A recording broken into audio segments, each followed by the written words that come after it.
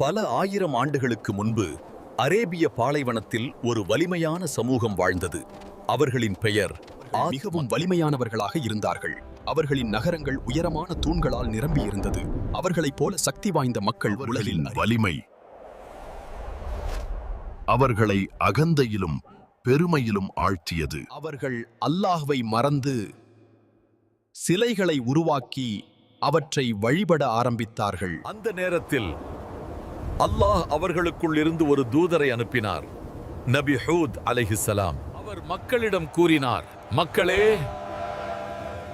அல்லாஹ்வை மட்டும் வணங்குங்கள். ஆனால் மக்கள் அவரை கேலி செய்தார்கள். இங்க பார், உன் பிரசங்கம் கேலிக்குரியது.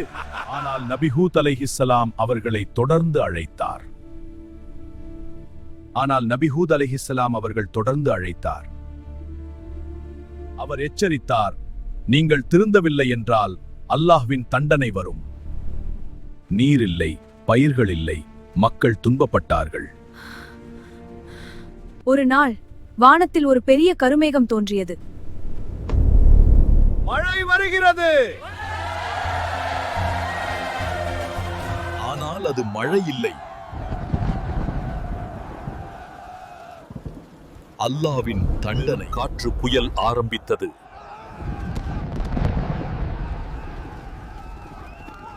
அந்த புயல்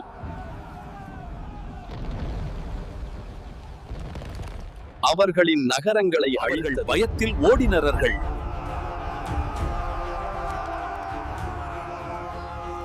அந்த புயல் பல நாட்கள் தொடர்ந்தது. இறுதியில் ஆத் மக்களின் நகரம் முழுவதும் அழிந்தது. பாலைவனத்தில் அமைதி திரும்பியது. நபி ஹூத் மற்றும் அவரை நம்பிக்கை கொண்டவர்கள் அல்லாஹுவால் பாதுகாக்கப்பட்டனர். இந்த நிகழ்வு மனிதர்களுக்கு ஒரு பேரிய பாடம். அகந்தையும் அநியாயமும் ஒரு சமூகத்தை அழித்துவிடும். எப்போதும் அல்லாஹ்வை நினைவில் வைத்து நல்ல பாதையில் வாழ்வதே உண்மையான வெற்றி.